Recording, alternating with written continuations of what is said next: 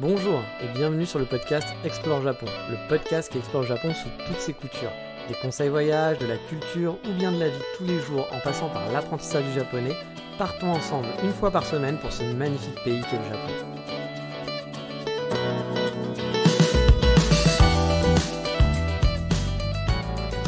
Hey, bonjour à tous les loulous, les bibous, les zouzougougous, je ne sais quel nom idiot que pourrait donner Cyril Hanouna, car oui, les chéris. Aujourd'hui on va parler de la télé, on va faire dans le scoop, dans l'instagrammeur, l'influenceur vulgaire, on va s'offusquer sur des sujets populaires. Pour l'audimat bien sûr, bah oui, les chéris, oui, je veux du tweet, je veux du buzz pour cet épisode. Bon ok, on arrête là-dessus, ça m'épuise déjà pas mal. Vous l'aurez compris, je suis pas un fan de télé de Cyril Hanouna et compagnie, c'est pas ma tasse de thé, voire pas du tout. Et je vais pas vous parler de télé française aujourd'hui, quoique un petit peu, mais en fait pas trop non plus. On va plutôt parler de la télé japonaise, car vraiment ici la télé, c'est un autre monde. Et puis déjà pour commencer, toutes mes excuses, alors non pas parce que j'ai offensé dans ma dernière émission telle communauté, non, mes excuses toutes bêtes et méchantes, c'est juste parce que le podcast est en retard car je n'ai aucun moment en ce moment pour enregistrer. Ma copine habite chez moi et elle est tout le temps là et du coup c'est un peu compliqué. Je suis dans un 40 mètres carrés, les pièces sont très proches donc il n'y a pas moyen de s'isoler quelque part pour pas faire de bruit ou à l'inverse ne pas avoir de bruit dans le podcast. Donc c'est compliqué vraiment pour moi pour enregistrer. Donc là je fais ça dehors aujourd'hui sur ma terrasse. Je ne sais pas ce que ça va donner parce que je suis vraiment en retard. Mais c'est le seul endroit, le seul moment. Elle n'est jamais pas là en fait pour l'instant. Donc du coup vu qu'elle travaille pas et autres, donc c'est un peu compliqué pour moi de pas d'avoir un moment tranquille pour enregistrer pendant 1 heure. Et puis je vais pas lui dire tais-toi pendant 1 heure, ne bouge pas, ne respire pas, car j'enregistre mon podcast. Voilà, ça serait pas très sympa. Donc on essaye en terrasse aujourd'hui, le son risque d'être un petit peu embêtant parce qu'il va peut-être y avoir du son un peu de dehors, des sons de aircon, de chauffage, etc. J'espère que ça va passer, j'espère que ce sera pas désagréable à écouter. Je vais tenter comme ça, et si ça fonctionne pas, bien sûr la prochaine fois je recommencerai pas, toutes mes excuses. Mais celui-là peut-être sera un petit peu plus embêtant que d'habitude pour enregistrer. Mais allez, vous avez l'habitude maintenant, on va faire une petite mise à jour 3615 ma vie. En vrac, y a le retour des touristes qui se fait vraiment sentir sur Kyoto. On voit vraiment la différence depuis début mars. Il y a de plus en plus d'étrangers dans les rues, dans les cafés. Les coins touristiques sont vraiment blindés. Et je pense que fin mars, donc on est déjà fin mars, mais oui, on est fin mars même. Mais j'avais écrit ce podcast avant. Fin mars et donc début avril, ça va être vraiment too much et salé. Ça se précise après... auprès des spécialistes du tourisme qui ont vu les demandes vraiment exploser pour le Japon. Beaucoup de gens frustrés par 2 ans et demi sans Japon qui débarquent maintenant. Et du coup, c'est vrai que il y a du monde. Il y a du monde dans les rues et Kyoto est même parfois un petit peu désagréable dans certains endroits. Je retrouve le Kyoto que j'aimais pas quand on va dans les coins touristiques. Après, il y a toujours des coins où il n'y a personne, etc. Donc c'est l'avantage de Kyoto. Mais j'avoue, vous allez à Gion, Mizudera, c'est que des étrangers. Dans le centre, c'est que des étrangers. Dans les cafés, il y a des cafés que j'aime bien. On sent qu'il y a des influenceurs qui sont passés par là pour dire « Hey, ce café, il est trop bien, viens ici, viens ici ». Bon, chose que je fais, qu'on fait tous. Mais du coup, voilà, il y a des cafés, moi, que j'aimais bien, où je vais un peu moins, parce que maintenant, il n'y a plus de Japonais, il n'y a que des étrangers. C'est un peu le gros problème de Kyoto. Non pas que j'ai un problème avec les étrangers, mais quand vous vivez dans un pays étranger parce que vous aimez l'ambiance du pays et que finalement dans un endroit il n'y a que des étrangers et qu'il n'y a pas du tout les locaux, vous aimez moins forcément parce que c'est pas ce que vous recherchez. Moi, si j'avais envie d'avoir des Français avec moi, j'habiterai en France, j'ai envie d'être entouré de plus de Japonais, ça me dérange pas qu'il y ait un peu d'étrangers, de Japonais, qu'il y ait un mixte, mais quand il y a des endroits où ça devient que des étrangers, c'est moins agréable en tout cas, voilà. Puis forcément c'est des touristes, ils sont pas dans la même ambiance. Vous savez qu'ici moi j'aime le calme, j'ai le côté peaceful. Les touristes ils sont en vacances et ils sont plus dans le côté de voilà. Donc du coup ça m'intéresse un peu moins. Donc j'avoue qu'il y a des coins où je traîne un petit peu moins souvent et puis voilà, le mauvais côté que j'aime pas à Kyoto est un peu présent, puis un peu trop présent, on va dire, parce qu'on sent vraiment qu'il y a eu un manque et que les gens là sont là, ils sont bien là. Puis il faut savoir que les prix d'hôtel ont explosé, vous avez vu sans voir les billets d'avion, mais ça n'a pas gêné les gens pour venir a priori. Et donc il y a du monde, il y a vraiment une grosse foule. Sinon là en ayant publié ce podcast, j'ai déjà revu, j'avais pas prévu donc quand j'ai commencé à le préparer, mais là ça y est, c'est fait, j'ai revu mon ancien binôme Kyotoite. J'ai souvent parlé de lui, celui qui était mon binôme de l'école et qui m'accompagnait dans mes balades après 3 ans passés au Japon, dans l'école qu'on avait fréquentée, où lui il a eu 1 an de rab à cause du Covid. Il est revenu sur Paris à peu près il y a 2 ans je crois, et il est revenu là au Bercail on va dire, mais cette fois en mode touriste avec son père. Il lui a fait visiter parce que forcément ses parents, il avait parlé beaucoup du Japon, etc. Et donc Bah là, son père vient visiter aussi, puis il lui fait un petit revival. Donc ça m'a fait plaisir de le revoir, de se faire quelques heures. On s'est fait une petite balade le dimanche, j'ai fait un petit guide, mais ça j'en parlerai la prochaine fois. Enfin, j'ai fait le guide en gros en quelques jours, hein, en quelque sorte. Puis je vais le revoir bientôt, mais ça j'en parlerai dans le prochain podcast. Et comme je le disais, ma Megumi est chez moi depuis un mois environ, un peu plus même. J'ai encore du mal à trouver du temps libre, hein, vraiment, et vous l'avez compris avec ce podcast. Mais bon, ça se fait petit à petit, on commence à prendre notre marque. Elle n'a pas commencé à travailler encore, mais on prend nos marques tranquillement. Quand elle commencera à travailler, je pense que j'aurai peut-être un peu plus de temps libre, des moments où je pourrais justement enregistrer mon podcast, faire des trucs. Là, j'avoue que c'est un petit peu le truc qui m'emmerde en ce moment, c'est que j'avance sur pas grand-chose. Je fais 2-3 trucs, on se fait des balades sympas, et autres, mais ça m'accapare beaucoup de temps. Et du coup, pour tous mes projets, comme vous avez vu pour les vidéos, hein, je n'ai pas le temps d'enregistrer des vidéos. J'ai déjà du mal à enregistrer un podcast, alors faire une vidéo, très compliqué. Il va falloir que j'arrive à m'organiser avec ça. Ça va prendre un petit peu de temps, je le savais. Mais en ce moment, c'est pas encore ça, mais j'espère que ça va s'améliorer. Et pour les Sakura, ils sont bien là. J'en ai profité un peu, pas autant que je voudrais, mais parce que c'est pareil, hein, j'ai pas le temps de sortir de fou. Ma copine en plus a des allergies. Les Japonais ont beaucoup d'allergies. Elle est très enclin aux allergies. Du coup, on peut pas sortir non plus tout le temps. Parfois, elle est pas bien. Les yeux qui gonflent, qui piquent. Elle éternue énormément. Elle a le nez totalement bouché. Donc c'est vrai que pour les grosses balades parfois c'est un peu compliqué, mais bon, j'ai quand même pu un peu profiter de Kyoto sous les Sakura, pas autant que les années précédentes, mais bon, ça je le savais aussi, on verra pour plus tard, ça aussi ça va être de l'organisation à trouver et à se mettre en place petit à petit. Mais allez, on va reprendre l'émission du jour, et avant tout disclaimer de rigueur, je le fais, hein, comme d'habitude, je ne suis pas, mais alors pas du tout, un spécialiste de la TV au Japon. Hein. J'ai commencé à m'y mettre récemment pour la simple et bonne raison que ma Megumi s'est installée chez moi, et qu'elle aime regarder un peu la télé le soir pendant qu'on mange, donc je me tape 1 à 2 heures en gros en moyenne de programme TV depuis quelques semaines. Bien entendu, j'avais déjà un peu regardé la télé en voyage, et c'est un truc même que je vous conseille au passage pendant un moment de flémite dans votre Airbnb ou à l'hôtel. Mettez la TV locale pour un peu halluciner, car oui, la télé ici c'est différent de chez nous, vraiment très très différent. Je me souviens en voyage, lors de mon premier voyage, quand j'ai eu enfin un chez moi à Fukuoka, dans le sens un Airbnb après une semaine à l'auberge de jeunesse, j'ai vu une télé, puis j'avais eu le temps un peu de profiter le soir. Voilà, moi j'aime bien me balader le soir, je suis pas trop pumped up la journée, je suis pas trop pumped up le soir pendant les vacances, je suis plus à marcher beaucoup, puis du coup le soir je suis crevé. Donc je traîne dans le Airbnb, et du coup j'ai halluciné devant un programme, et c'est vraiment marqué de grosses mangeuses. Des filles qui font 20 kilos, un grand max tout cassé, et qui s'empaffrent comme pas permis. C'est un concours quotidien de grosses mangeuses, enfin c'était à l'époque, en tout cas tous les jours il y avait un nouvel épisode. Elles vont de lieu en lieu, mangent des spécialités du coin, à s'en péter le bide, et encore plus que péter le bide même, hein. Limite ça vous donne envie de gerber quand vous les regardez, puis même parfois elles gerbent pendant l'émission parce qu'elles en peuvent plus.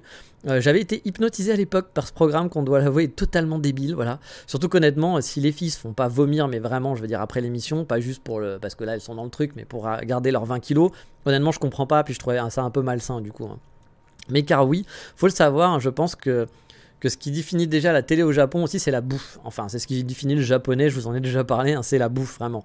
Je suis toujours halluciné de les voir penser qu'à la bouffe, tout le temps. Ils pensent vraiment qu'à ça. Quand ils vont dans un lieu touristique, le premier truc auquel ils pensent, c'est quoi la bouffe locale, le truc du coin à tester, le petit truc à aller manger, avant d'aller visiter finalement le lieu touristique. Il y a toujours la grande rue où vous allez avoir plein de conneries à bouffer. Voilà, ça c'est le truc le plus important, à n'importe quelle heure. Et à la télé aussi, c'est pareil. À toute heure, vous aurez des programmes sur la bouffe principalement, voilà, avec des stars locaux ou des stars de la télé, parce qu'ici, il y a beaucoup, chez nous aussi, mais là, ici, c'est beaucoup des stars de la télé, c'est-à-dire que vous allez voir les mêmes mecs, il y a une vingtaine de mecs et filles qui tournent en permanence, où il y a du vent. J'espère que ça va pas être trop chiant là pour le podcast. Oh là là, ouais. Bon, on va voir, on va continuer. J'espère que ça va pas être désagréable, mais là, il y a un peu de vent qui arrive et j'ai peur que ça souffle dans le micro. Mais bref, il y a toujours ces 20 personnes qui sont là à la télé, c'est toujours les mêmes, vous les voyez dans toutes les émissions, et qui sont là, soit ils vont visiter des choses, soit on les met dans des situations ridicules, soit ils sont là en plateau pour faire « Oh, voilà. Donc c'est toujours les mêmes personnes, hein. Et voilà, ces stars-là, ces stars locales qui vont dans des restaurants, voilà, ça c'est le programme habituel, qui vont tester des restaurants locaux, etc. Vous verrez à 7h du mat de la bouffe, à 12h il y aura de la bouffe, à 16h il y aura de la bouffe, à 20h il y aura de la bouffe, à 22h il y aura de la bouffe. Oui, parce que oui, tout est toujours tout bon. Vous savez, on peut pas dire c'est pas bon ici, hein, au Japon, on va pas dire ah ouais c'est pas top. Vous allez pas avoir Eshitebesh, je sais pas comment il s'appelle, là, qui va arriver en disant mais c'est dégueulasse ce que je suis en train de bouffer, mais c'est quoi cette merde. Voilà, non, au Japon ce sera pas ça, ce sera genre tout est merveilleux, tout est super bon. Donc du coup c'est vrai que même quand on regarde en tant qu'étranger, on se dit oh, ouais, enfin, est-ce que c'est vraiment bon finalement? Parce que tout est bon, voilà. Puis c'est toujours des caisses, hein, c'est genre, Moichi, oh, c'est le meilleur truc que j'ai mangé de ma vie. Bah, je crois qu'il y a 5 secondes, t'avais déjà mangé le meilleur truc de ta vie, puis dans 5 secondes, tu vas encore manger le meilleur truc de ta vie. Mais c'est le Japon, on en fait des caisses, c'est comme ça.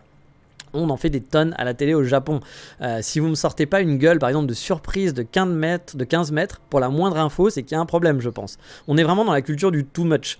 Du genre, prenez un type voilà, qui va tester restaurant, le restaurateur va lui dire oui, sur mes frites, vous savez, j'ai mis du sel. Et là, vous allez voir que le type qui va faire waouh, quoi? Waouh, du sel, mais waouh! Oui, bah comme sur toutes les frites du monde, quoi. Voilà, c'est pas ouf. Mais voilà, on en fait des tonnes. Puis bien sûr, avec la tête qui va avec. Alors, vous n'avez pas d'image dans le podcast, mais il va y avoir des visages surjoués à mort. C'est le Japon, c'est la culture, c'est comme ça. Et tous les types sur le plateau aussi qui vont tirer des gueules aussi de 3 mètres de méga surprise du genre c'est du sel sur les frites, mon dieu, mais mon dieu, qu'est-ce que c'est que ça? Et pour chaque dégustation, on doit faire des caisses, voilà, comme si c'était l'orgasme de leur vie. Je vous l'ai déjà dit, mais j'ai demandé à ma copine justement si ça arrivait que parfois les types disent bah rien, voilà, ou même font des commentaires du genre ouais, c'est mama, c'est pas top, etc. Bah non, bah, vous en doutez, ici on fait pas ça, c'est toujours extra délicieux, c'est toujours la dernière merveille du monde en date. Alors c'est sympa parce que du coup il n'y a pas de côté négatif, mais en même temps c'est vrai que ça fait un peu fake, du coup, enfin un peu too much. Mais bon, c'est habitué, hein, c'est comme tout. À savoir aussi ici qu'on a beaucoup la culture du plateau télé. Comme je vous le dis, vous aurez toujours 5 ou 10 gonzes qui sont toujours les mêmes hein, au passage, hein, d'émission en émission. C'est toujours les mêmes gueules, c'est des acteurs, des présentateurs télé, des chanteurs, des humoristes qui vont regarder comme vous l'émission et faire des commentaires en direct sur ce qu'ils voient. Voilà, donc un mec qui chante, et puis t'as un mec qui va dire « Oh, il a loupé sa chanson. Oh, c'est a l'air délicieux ce qu'il mange. Oh, regardez, il est en train de rentrer dans un appartement. » Voilà, c'est des gens avec... donc l'écran de télé au Japon, c'est plein de textes, plein d'écrans dans des sous-écrans pour voir ce que font les gens. Voilà. Donc l'écran de télé est toujours très chargé. Donc entre le gonze qui va être en reportage à l'écran, qui vous montre la réaction, on va vous montrer aussi la réaction des gens qui sont sur le plateau. Donc il y a des caractères de taille 240 en police qui vont être super colorés, le nom des sponsors de l'épisode qui sont partout. En gros, Marie Kondo, elle nous vend un peu du rêve avec le minimalisme au Japon, hein, honnêtement, parce que c'est pas du tout minimaliste, hein, le Japon, pas du tout. Voilà, non, on est à des années-lumière. Hein. Et on est aussi à des années-lumière du coup de ce qu'on peut faire chez nous. Et finalement, c'est aussi assez loin parfois de ce qu'on voit dans la rue. À la télé, tout doit être dans les sugoi, super expressifs, faire des têtes de 15 km, comme je vous l'ai dit, sur les blagues, avoir des vieux qui sont habillés en enfants pour faire des quiz ou des chansons à trous. C'est des trucs vraiment totalement what the fuck qui sont pas forcément l'image du Japon. Et c'est vrai que c'est pour ça que souvent quand vous parlez aux fans du Japon qui regardent des mangas ou qui regardent la télé japonaise ou qui regardent des dramas, ils vont avoir une idée très différente de ce qui se passe finalement dans la vraie vie. Mais bon, ce qui est normal, hein, c'est aussi ça chez nous. Comme Paris, dans les séries, c'est toujours très beau, très joli. Puis bon, bah, Paris, c'est pas toujours très beau, très joli. C'est pas la vie romancée, quoi. Alors, pas dans la télé française peut-être. Mais au Japon, c'est vrai que ouais, il y a un côté qui est pas du tout. Vous n'allez pas voir des petits vieux habillés en écolier hein, dans le Japon. Ça peut arriver parfois, de temps en temps, un mec un peu chelou. Mais dans l'ensemble, voilà, ce que vous allez voir à la télé, ça ne se voit pas dans la vraie vie. Et même ces têtes expressives de ouf, bah, les gens font pas ça dans la rue. Enfin, il y a une culture, il y a des choses qui se rapprochent, mais vous n'allez pas avoir ça. Alors que là, à la télé, toutes les 5 minutes, ils font des têtes de des trucs comme ça, des trucs très surjoué. Genre, en France, ça passerait, tout le monde trouverait ça méga ridicule en se disant mais qu'est-ce que c'est que ça? Ils sont complètement tarés, ils ont 2 ans, etc. Enfin, mais au Japon, c'est comme ça que ça marche. Et puis c'est aussi, je pense, la culture de l'humour. C'est l'humour qui est comme ça. Quand on regarde par exemple des humoristes japonais, c'est très différent aussi de nous, ce qu'on a chez nous. On va avoir le stand-up avec Gad Elmaleh ou je sais pas qui va les loulous, les zouzous, moi je suis le blond, machin et tout, je raconte ma vie, je suis père. Voilà, et maintenant c'est tout ça, c'est le truc de stand-up. Au Japon, ça va être beaucoup plus sur le facial, sur le ridicule, mais le ridicule vraiment enfantin. Et de ce que je vois, après je parle pas japonais, donc je comprends pas exactement les blagues, mais il y a beaucoup de facial et de too much, de vraiment too much qui chez nous en France ne passerait, mais alors vraiment pas du tout. Donc comme vous en doutez, l'humour est vraiment très différent. Hein. Encore une fois, la barrière de la langue n'aide pas, mais on est vraiment dans le too much, voilà. Vraiment toujours dans le too much, ces expressions de 15 km. Que vous avez dû voir hein, dans les dramas, pour ceux qui regardent les dramas, par exemple japonais. Les dramas japonais, ça fait totalement surjoué, pas naturel. On a l'impression que c'est comme si vos copains qui savent pas du tout jouer avaient fait une truc en disant « Oh mon Dieu, il a tué Billy !» Voilà, des trucs très mal joués. Mais au Japon, c'est normal. Les caméras aussi sont mal filmées et tout, etc. Chez nous, ça serait ridicule. On dirait, mais c'est quoi ce truc-là? Vous aviez pas d'argent pour faire le programme. Mais au Japon, c'est la normalité, c'est comme ça que ça se passe. Ou alors voilà, pour reprendre un peu le côté surnaturel de l'humour, pour ceux qui sont un peu vieux, j'ai un peu l'impression parfois de voir Bézu, voilà, de La Classe. Je sais pas si vous avez connu La Classe pour les plus vieux d'entre nous, qui était un truc vraiment très cucul à praline comme on dit, hein. Bah là ici c'est ça mais encore pire, voilà. J'ai l'impression que Bézu est revenu d'entre les morts pour sortir un nouvel épisode de La Classe, quoi, tout simplement. C'est un peu un humour d'un autre temps pour nous, où on va aller voir Jean Roucas qui a habillé Bézu en bébé puis lui taper dessus sur la tête à la Bénil, quoi. Ici c'est encore ça, et c'est ce qui passe en prime time. Voilà, c'est pas un truc, tu vois, genre un peu perdu dans une chaîne un peu obscure pour les vieux. Non, c'est ce qui passe en prime time sur toutes les chaînes. Alors dit comme ça fait pas forcément très envie, hein. Sauf si vous êtes un fan de Jean Roucas, hein, pourquoi pas, il y en a. Mais pour autant, je dois dire qu'il y a beaucoup de choses que j'apprécie dans la télé japonaise. Un peu comme pour la vie en général, finalement, je trouve qu'il y a une certaine douceur de vivre à la télé japonaise. Même si parfois la culture de l'humiliation est vraiment présente, elle est aussi dans la culture japonaise, hein, tous les jours, j'en avais parlé pour l'école, etc. Mais les programmes sont souvent bienveillants et sont souvent un peu happy, voilà, un peu genre ouh c'est cool, c'est sympa, le moindre truc est cool et sympa. Du genre, on va aller visiter la mamie qui tricote des pulls en forme de panda kawaii dans un patelin paumé. On va visiter un paysan qui habite au fin fond de la forêt et fait pousser des navets. On s'exclame pour un rien, pour un quotidien normal, et on le montre à la télé, voilà, surtout, et alors qu'on ne le montre pas chez nous. En fait, c'est un peu le JT de Jean-Pierre Pernaut, vous savez qu'on aime se moquer en France. Moi, je trouvais pas ça si mal de montrer une autre France, pas forcément la France de Nabila et des influenceurs, des stars pleins de pognon, qui font n'importe quoi, mais le quotidien normal de Bébert qui va au PMU. Ok, c'est pas hyper intéressant, mais c'est ça aussi la France. C'est pas que Paris et puis les stars, c'est aussi plein de petits villages, plein de petits gens, de gens qui habitent, qui ont des vies normaux, des gens normaux finalement, quoi. Et la télé japonaise, je trouve qu'elle fait très bien. Ils adorent des vrais programmes pour découvrir le Japon, pour découvrir des coins par exemple insolites, pas forcément extraordinaires, on va pas aller au Kiyomizu-dera, voilà, mais des coins qu'on aimerait visiter parfois, des coins qui sont pas méga connus, des petits coins, tout ce qu'on a envie de visiter pour la petite balade du dimanche en fait, voilà, le petit quartier pas très loin de chez soi, dans sa ville. Moi je sais qu'il y a une télé à Kyoto, la NHK qui est spécialisée Kyoto, et puis ils vont vous faire visiter des petits coins qu'on connaît pas, des petits commerçants dans lesquels on va pas aller, parce que c'est pas le commerçant qui va être dans les gros guides de tourisme, mais c'est des trucs qui sont sympas, des trucs de la vie de tous les jours, et c'est plutôt agréable de voir ces gens normaux, ces gens de trucs de vie de tous les jours, votre vie finalement, parce que vous allez pas manger à la Tour d'Argent tous les week-ends, aller à Bali en hélicoptère toutes les semaines, non, vous avez une vie normale de quartier. À la télé on vous montre la vie normale de quartier avec des gens normaux de quartier, vos voisins, quoi, tout simplement. Donc voilà, on découvre des choses basiques de la vie, loin d'Hollywood, du luxe, etc. C'est très basique, mais moi je trouve ça plutôt sympa. Et il faut dire que le japonais, il est friand du jacadi aussi, hein. Parce que quand un restaurant passe à la télé, par exemple, même un petit restaurant de quartier, vous pouvez être sûr qu'il y aura une queue de 15 km ensuite pendant quelques semaines. Si jacadi, oui, avec une tête énorme, il faut y aller absolument, quitte à faire 3 heures de queue. Parce que vous savez que les japonais, faire 3 heures de queue, c'est pas un problème. Mais il faut dire aussi que ça fait envie, hein. Il y a souvent des émissions du type les meilleures vues pour les sakuras, les meilleurs gâteaux à la cerise, les meilleurs chemins de balade pour un samedi pluvieux, le meilleur cheesecake parfum papaye. Voilà, il y a souvent des programmes comme ça, des tops avec bien sûr, c'est pas juste un top, hein, vous allez avoir un petit quiz pour les stars du coin qui vont devoir deviner mais qu'est-ce que c'est donc la 5e place, alors avec des indices qu'on t'a donné. Donc voilà, il y a toujours ce système de jeu, ils sont très jeux, voilà, très quiz, très jeux au Japon.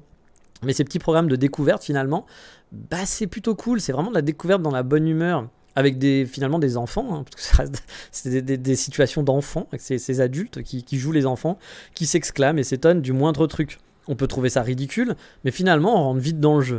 Et je vois ma Megumi, ça lui arrive souvent de lâcher des Oh sugoi, oh ishizo, genre j'ai envie de le manger, ça a l'air trop bon, en regardant sa télé. Je veux dire, nous, quand on va regarder un programme, sachant que quand c'est pas le meilleur pâtissier de France ou je sais pas quoi, mais que c'est un truc un peu classique où c'est ça ta mamie qui fait des gâteaux, tu t'es pas en train de te dire Oh putain, ça a l'air trop bon, j'ai trop envie de le manger devant ta télé. Au Japon, ça se fait. Au Japon, il y a vraiment cette exclamation devant les choses. Et même en étant spectateur, comme si elle était finalement sur le plateau avec les autres stars filmées qui réagissent aux images finalement de la même façon. Et je me souviens aussi d'avoir vu une émission qui interrogeait sur des trucs étranges, comme pourquoi il y a ce signe partout sur les immeubles, avec bien sûr un quiz, hein, je vous l'ai dit, hein, avec les stars du moment, toujours, hein, ils sont toujours là, c'est toujours les mêmes. Et donc on apprend par exemple qu'il y a des time capsules dans les buildings. Le jour de la construction, on met une capsule avec le journal du jour, etc. C'est disponible sous Scanji. voilà, et qu'il y a aussi des miroirs dans les ascenseurs. C'est pas pour satisfaire le narcissisme des Coréens, mais c'est pour faciliter la sortie des handicapés, par exemple, pour quand ils sortent, qu'ils sont rentrés en avant, quand ils sortent en arrière, ils puissent avoir avec le miroir, ils puissent voir ce qui se passe derrière, s'ils peuvent sortir et sortir tranquillement. Bref, la télé japonaise, c'est vraiment le journal de Jean-Pierre Pernaut, vraiment, mais grandeur nature, et toute la journée sur toutes les chaînes. On adore les reportages, on adore les quiz normaux, les reportages normaux sur les gens de vie normaux, sur des trucs simples. Je suis toujours étonné aussi par la qualité.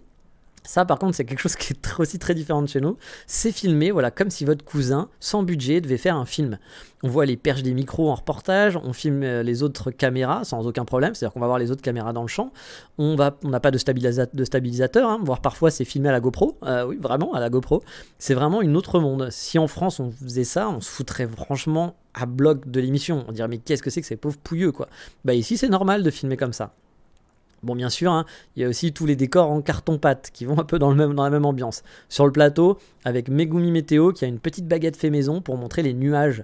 Alors même si maintenant ils sont passés sur fond vert, et encore, pas toujours, hein, mais je me rappelle qu'il n'y a pas si longtemps, tous les programmes télé, j'avais souvenir de voir des tableaux à la main pour présenter la météo, vous savez, avec les petits nuages dessinés qui étaient collés sur le petit tableau, quoi. On est encore beaucoup finalement dans cette culture du kawaii mignon fait main. On est très loin de ce qu'on fait visuellement chez nous ou aux US. Voilà, la télé japonaise, c'est vraiment un autre monde. On va pas avoir des effets spéciaux dans tous les sens, des trucs 3D, des images derrière en fond avec un écran vert. Non, ça va être vraiment du carton-pâte. Du carton-pâte, c'est construit main, et il y a sûrement des gens qui sont spécialistes là-dedans dans la construction de petits graphiques. Par exemple, des graphiques. Alors, il y a des graphiques sur des écrans, mais parfois on a des graphiques qui sont imprimés. C'est des graphiques qui sont imprimés sur un carton. Voilà, et puis tu as Megumi ou Juichi qui vont être là avec leur truc et montrer le petit graphique et vous expliquer les trucs qui sont collés. Comme si on avait fait un collage à l'école, quoi. Voilà, c'est un peu ça. Mais c'est à la télé, dans les news du soir. Et en parlant de la météo, justement, ça c'est la météo, c'est tout un poème ici. Hein, voilà. On est plus, encore une fois, dans le côté carton-pâte, hein, avec un tableau fait main, les jolis petits nuages, donc ça je vous en ai dit, hein, qui vont être découpés et collés sur ce tableau, et cette fameuse perche à selfie. Hein, imaginez une perche à selfie avec un petit bouton kawaii, un petit bout kawaii, un truc pour, qui va permettre de faire un peu un petit mignonnet sur ta perche à selfie, parce que tout doit être kawaii ici. Et donc voilà, on va vous montrer les régions avec cette petite perche. Et il y a aussi encore le niveau au-dessus, hein, par rapport à la météo, parce que ça c'est de la météo classique, mais pendant la météo, on va vous parler des précipitations et du temps pour demain. Le japonais va vous donner aussi la météo des sakuras. Bah oui, pour connaître l'avancée de floraison. Et parfois, ça va durer 5 à 10 minutes là-dessus. C'est-à-dire qu'ils vont vous montrer demain, c'est le pic, après-demain, ça va descendre un petit peu. Attention, dans tel coin, dans tel quartier, ça commence à fleurir. Les early sakura, ils en sont là. Les plus trucs, ils en sont là. Vraiment, il y a 5 minutes. Et puis, il y a même des reportages pour aller voir des sakuras dans telle ou telle région. C'est pas du tout la même météo que chez nous. Voilà, vraiment pas du tout. Mais c'est pas fini. Voilà. Parce que vous avez aussi la météo du linge. Voilà. Du linge pour savoir si c'est le bon moment pour sécher son linge, parce que vous savez ici il y a de l'humidité, donc ils vont vous dire demain il n'y a pas trop d'humidité, donc tu peux y aller, tu peux sécher ton linge. Et comme je dis, c'est par région, par ville, etc. Tu vas avoir les petites icônes qui montrent voilà si tu peux sécher ton linge ou pas. Mais c'est pas fini, il y a aussi la météo des allergies, parce que comme je vous l'ai dit, ici ils sont allergiques au pollen, ma copine l'est beaucoup, et donc on va vous dire demain beaucoup de pollen, après-demain pas trop, demain tu peux peut-être essayer de sortir, tu vas pas trop mourir. C'est vraiment un autre monde, encore une fois c'est pas comme chez nous. Et tout ça, c'est dans la météo du JT. Hein. Voilà, on va vous indiquer voilà, tout ça, tous ces trucs avec des jolies icônes, ville par ville, dans la région, et vraiment même dans la télé nationale. Puis parfois aussi, le soir, il y a le bébé du jour. Bah ouais, un programme en gros où tu vas filmer une famille qui vient tout juste d'accoucher, genre 5 minutes après quoi, pour dire coucou, un nouveau bébé, ma Megumi, elle a eu un bébé. Voilà, c'est ça. Donc c'est une petite famille, ça va durer 5 minutes, et puis on va présenter le nouveau-né. Mais quand je dis le nouveau-né, c'est pas le nouveau-né de Nabila, quoi. C'est le nouveau-né de Juichi qui habite dans le quartier, qui est ton voisin et qui habite au fin fond d'une région paumée. Donc ouais. Et ma Megumi, par exemple, m'a même dit qu'une de ses cousines était passée dans ce programme-là, par exemple, à la naissance de son bébé. Bref, vraiment le Japon et la télé c'est autre chose. On est loin de Nabilou et de machin Gilles Vernaise, là, je sais plus comment il s'appelle, qui s'énerve pour un oui ou pour un non pour faire de la télé populos. Ici déjà de toute façon on va pas s'énerver à la télé, il n'y a pas de débat, il n'y a pas de truc, les gens sont très calmes, ou alors soit c'est très calme et c'est très genre balai dans le cul et on bouge pas et c'est un petit sourire comme ça de coin puis genre il n'y a pas un mouvement de paupières, ou soit c'est l'inverse, c'est des expressions de 2000 km parce que là on est dans l'émission humoristique qu'il faut en faire des tonnes. Mais par contre, Gilles Vernaise, ici, il aurait pas de boulot. Tant mieux, j'ai envie de dire. Mais voilà, il pourrait pas dire, mais c'est un scandale, c'est pas normal, c'est pas possible. Non, ici, on peut pas. Il y a pas ça. Il n'y a pas ce genre de télé-débat. Alors bien sûr, il y a des programmes aussi qui sont très chelous, hein. Et comme je vous l'ai dit, je suis pas du tout un spécialiste de la télé japonaise, hein, loin de là, hein. Je suis vraiment en mode découverte en ce moment, et c'est vraiment à petite dose. Ah oui, puis à vrai dire, je suis aussi souvent perdu, voilà. Dans la télé japonaise, j'avais oublié, donc là justement on fait une transition, mais une transition à la japonaise justement. On passe du programme à un autre truc sans vraiment de transition. Parfois je me demande même si ma copine elle a pas changé de chaîne tellement en 4 secondes on est passé d'un truc à un autre, sans aucun sens, sans que je comprenne pourquoi du comment qu'on est passé à autre chose. T'es dans ton cerveau en train de te dire mais attends, on est en train de faire un autre programme, elle a changé de chaîne, qu'est-ce qui se passe? Ça n'a rien à voir avec le... Ils étaient sur un plateau, ils étaient deux, puis maintenant on est sur un drama, et puis 5 minutes après le drama il va s'arrêter, puis vous allez être retourné sur le plateau. Et mais pourquoi? Qu'est-ce qui s'est passé? Alors bien sûr il y a des coupures pub, hein. Voilà, il y a quand même ces coupures pub parfois, mais même parfois les coupures pub arrivent comme ça sans prévenir. C'est pas de tout de suite après les pubs, et puis avec un générique, etc. Non, la pub elle arrive en plein milieu. Genre le mec il est en train de parler, il est en train de dire ah oui, parce que demain on va manger des. Et hop, d'un coup tu as le. Avec une musique à la con et une pub japonaise, vous connaissez les pubs japonaises, hein. Mais qui arrive vraiment sans prévenir. On se dit mais où est passée la transition? Le métier de transitionneur n'existe pas au Japon, il faut le savoir. C'est très dérangeant au départ et très bizarre. Et on va revenir encore une fois au programme sans aucune transition. Bref, c'est un joyeux bordel qui est sûrement organisé pour eux, mais pour nous en tant qu'étrangers, c'est un peu compliqué à comprendre et à suivre. Et c'est très marrant aussi de voir comment la TV intègre un Japon peu visible. Par exemple, on voit énormément de transsexuels, de gens qui vont être obèses, de gens un peu spéciaux, un peu différents à la télé, qu'on va finalement cacher dans la société japonaise en général. Là, ici, ils sont surexposés. Par exemple, une des stars de la télé les plus connues, vraiment, c'est un monsieur qui est en plus qu'en surpoids, qui se déguise en femme type geisha. Et alors, il est peut-être trans, hein, je sais pas, mais en tout cas, il est déguisé en fille geisha. On voit bien que c'est un homme et qu'il est toujours un peu en mode je suis une geisha, une dame de la société. Et il n'est pas moqué du tout. Voilà, c'est pas du tout, on est là pour se moquer de lui, etc. Alors, regardez le fric, ah là là, non, il est normal, voilà, et puis c'est même quelqu'un d'important. Comme si le Japon finalement était un pays super ouvert. Alors, à côté de ça, quand vous regardez les news, ça pète pas en dehors des clous, il n'y a pas un sourire, comme je vous l'ai dit, qui n'est pas calculé, c'est super personnel. Bref, la télé représente bien, je trouve, toutes les tranchetés de ce pays. Elle représente pas le Japon de tous les jours. Alors pas du tout, sauf dans ses émissions quand elle va faire des reportages, mais les stars de la télé représentent pas du tout le Japon de tous les jours. Ça montre bien les contradictions, je trouve, profondes du Japon, où ces gens-là, finalement, dans la vraie vie, on les voit pas, puis ils seront cachés. Alors qu'à la télé, on va les montrer genre comme si c'était des stars super importants. Et on pourrait dire que c'est un peu la Netflix pour...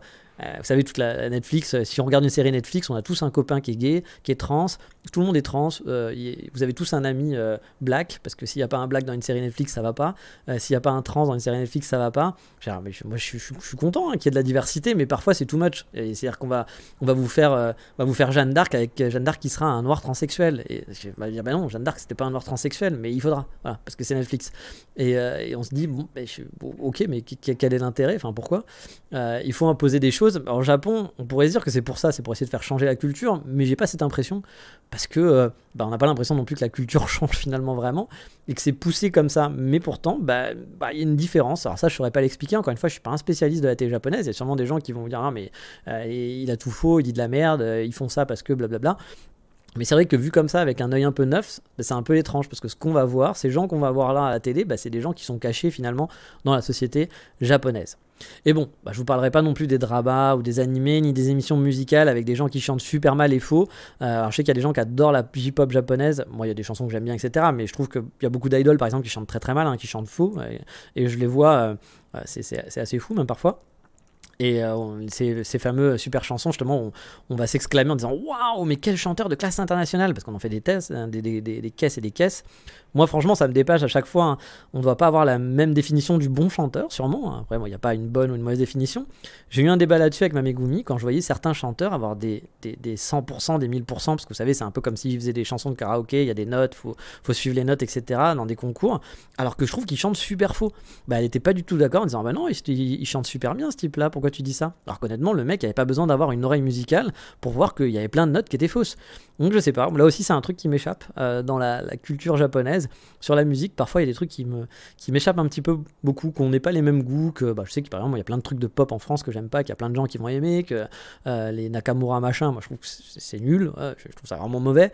Tous les gens qui font de l'autotune, je trouve ça vraiment mauvais, mais il y a plein de gens qui kiffent, hein, les Jules et les machins et compagnie. Mais pourquoi pas, après il faut tout pour faire un monde. Mais c'est juste que pour savoir la justesse de quelqu'un, c'est pas dire j'aime pas, c'est dire est-ce que cette personne a de la justesse ou pas. Et je pense qu'en France, on est encore assez capable de dire oui, ok, il fait de la pop, c'est un peu nul, il fait de l'autotune, mais il chante pas juste, mais ok, c'est cool. Mais on est capable de dire il chante pas juste. Alors qu'ici, j'ai l'impression que pour eux, bah non, il chante juste. Alors que tu vas dire, bah non, lave-toi les oreilles, Megumi, il chante pas très juste, il fait plein de fausses notes. C'est pas grave, c'est sympa, mais il fait quand même plein de fausses notes. Bref, moi, il y a plein de trucs comme ça qui m'épatent souvent au Japon. Ou alors c'est peut-être aussi tout simplement à mes oreilles qui sont super déréglées, hein, c'est tout à fait possible, hein, voilà, il faut savoir se remettre en question de temps en temps. Mais bref, comme je vous l'ai dit, je suis clairement pas un spécialiste de la télé japonaise, hein, je regarde pas assez, j'ai quasi pas beaucoup de chaînes dispo non plus, hein, je me suis pas abonné à un câble, etc., j'ai les chaînes de base. Mais je pense que si vous venez en voyage vraiment au Japon, c'est vraiment un truc à faire, à se faire quelques heures devant la télé japonaise pour découvrir finalement un tout autre monde, puis ça fait partie du Japon, parce que la télé au Japon c'est encore très important, il y a des programmes qui sont encore super importants, toutes ces stars qui sont une vingtaine et qui tournent, c'est des vrais stars au Japon, c'est des gens qui font partie du quotidien des Japonais, et c'est marrant de voir un petit peu comment ça roule tout simplement. Et encore une fois, hein, et c'est sans jugement aucun, c'est une culture différente, non pas que ce qu'on fait c'est mieux ou que c'est moins bien, ou que ce qu'ils font eux c'est mieux, c'est juste c'est différent, et ça parlera à certains et pas à d'autres, tout simplement, c'est juste comme ça. Moi pour ma part je suis mitigé, hein. Je trouve le côté désuet vraiment cheap parfois, il faut l'avouer, hein, avec les trucs où les mecs ils se filment entre eux, on voit la perche et tout, t'as envie de dire mec fais un effort, achète un stabilisateur, ça coûte pas cher un stabilisateur maintenant, t'es la NHK, tu peux t'acheter un stabilisateur quand même quoi, c'est comme si TF1 ils disaient on n'a pas les moyens, on est obligé de filmer avec l'iPhone quoi, ah non mec, tu vois essayer de faire un truc un peu mieux quoi. Mais en même temps, j'aime beaucoup ce côté bisounours, voilà. Le côté bisounours des programmes qui vont faire visiter un quartier, un restaurant qui a rien d'extraordinaire, un petit fleuriste de quartier, ou un mec qui collectionne des poupées. C'est sympa parce que c'est des gens de tous les jours et puis c'est des gens qu'on met pas en valeur et qu'on met moins en moins en valeur en plus chez nous, où ça va être la médiocrité qu'on va mettre en valeur finalement, parce que effectivement le mec qui est un peu geek, qui a ses poupées, on peut peut-être trouver ça un peu chelou, un peu médiocre, mais Nabilou, qu'est-ce qu'elle a de cool, Jules Vernez, qu'est-ce qu'il a de cool, qu'est-ce qu'ils ont de cool ces gens-là, enfin, qu'est-ce qu'ils apportent à la société, tous ces Instagrammeurs, ces influenceurs, ces pseudo-stars qui sont souvent très médiocres. On aime la médiocrité en France, on aime les gens qui vont punchliner, qui vont faire des scandales, qui vont crier plus fort que les autres, c'est un truc qui intéresse, voilà, qu'on va mettre en avant, puis on aime ça, il faut pas dire qu'on n'aime pas. Je prends toujours l'exemple de Karim Benzema, qui est un très bon footballeur, mais c'est quand même un mec qui est dans plusieurs affaires, qui a quand même dénoncé un de ses coéquipiers. C'est comme si au travail, votre coworker vous avez fait un chantage, et derrière, on en fait une star, et on arrive même à lui trouver des excuses en disant « Ah oui, mais si vous l'aimez pas, c'est parce qu'il a des origines arabes ». Elle va dire mais non, c'est juste parce que c'est un con. Enfin voilà, il a fait chanter un coéquipier sur son lieu de travail, et le président de la fédération française va encore lui trouver des excuses en disant oui mais ça nous regarde pas, c'est sa vie privée. Mais si, ça te regarde, c'est sur son lieu de travail. Il fait chanter un autre coéquipier. Il a participé en tout cas à un chantage, ça a été prouvé, il y a eu un procès là-dessus, et on arrive encore derrière à en faire une victime et à en faire une star. Donc finalement on promeut la médiocrité. Très bon joueur de football, ça n'enlève pas ses qualités de foot, un très très bon joueur, un très grand joueur, mais une personne peut-être un peu médiocre. Et pourtant, je me souviens que par exemple pendant le dernier Euro, quand il avait rejoué, dès que Benzema marquait un but, il y avait toute la France qui était là, ouais, bon, pas les racistes bien sûr, voilà, mais les autres qui étaient là, genre, quand on faisait des caisses encore plus, parce que c'était Benzema, quoi, le héros déchu, celui contre qui les racistes sont contre. Ah oui, les racistes sont contre, mais les racistes de toute façon, ils sont contre tous les arabes, les noirs, les machins, tout ce qui est différent de chez eux, de toute façon. T'as aussi des blacks et des arabes qui vont être racistes de blanc, etc. Un raciste est con à la base, voilà, il aime pas la différence, bon, tant pis pour lui. Qu'il le garde pour lui, mais voilà, moi ce qui m'emmerde c'est quand des gens qui font quand même des choses qui sont pas bien, qui sont pas gentilles, on va quand même les mettre dans le rang de héros parce qu'on va trouver une victimisation, on va trouver des excuses alors que le mec a fait quelque chose de pas bien à la base. Donc ça, j'avoue, moi c'est le genre de truc, ce genre de personnes qu'on met en avant, puis on met ça souvent, hein. On va mettre les Nabila parce qu'elle dit des trucs idiots, parce qu'elle a poignardé son copain, parce que tous ces gens là on les met en avant, et puis bien sûr, il y a plein de gens qui vont être énervés contre ces gens-là, mais finalement, on leur donne une tribune, on leur donne de l'importance, on leur donne de l'argent, on leur donne du pouvoir, on leur donne de la visibilité. Et ces gens qui devraient pas être mis en avant parce que c'est pas bien ce qu'ils font en général. Et on encourage en fait le fait de faire des choses pas bien. Moi, c'est une télé que j'aime pas trop.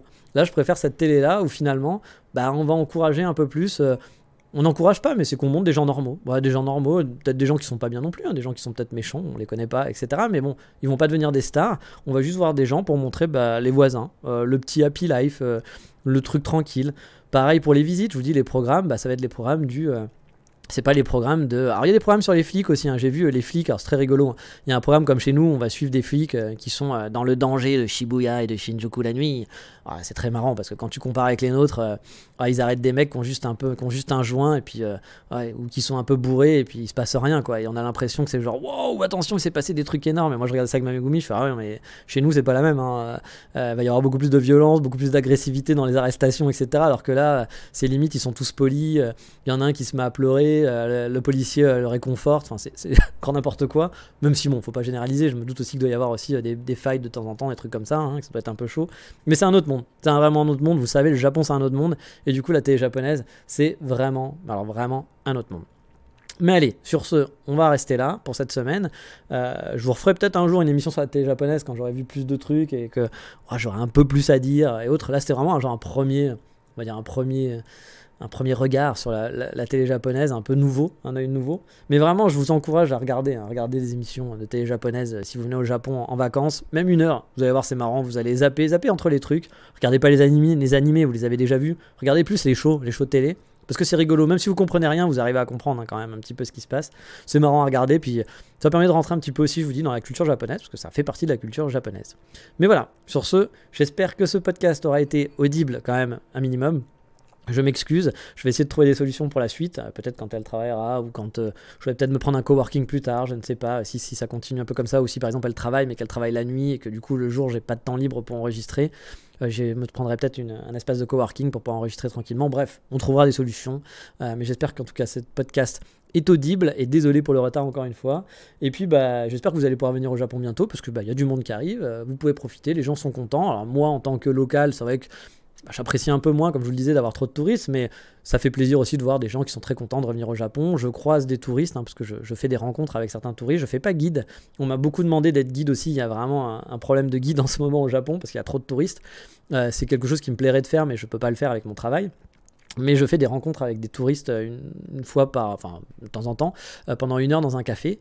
Je suis rémunéré pour ça, je vous en parlerai un jour si vous voulez.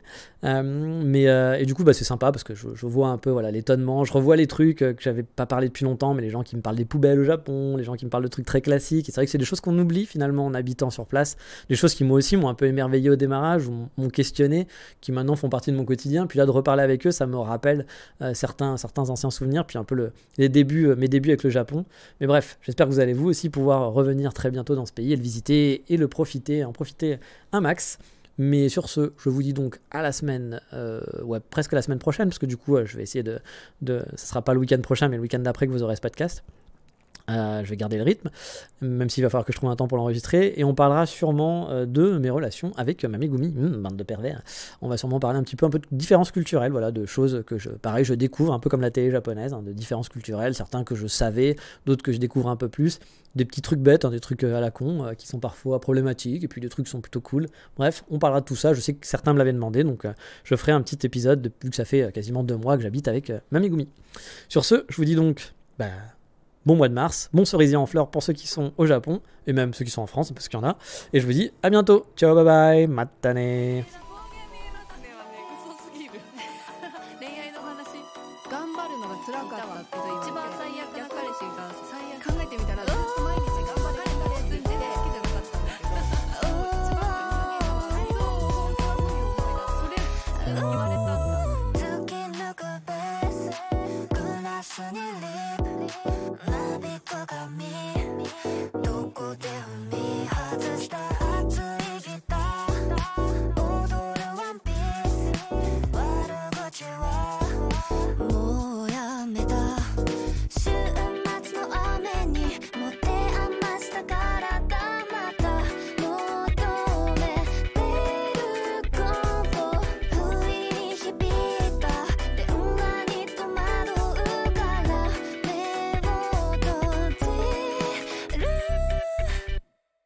泣かない。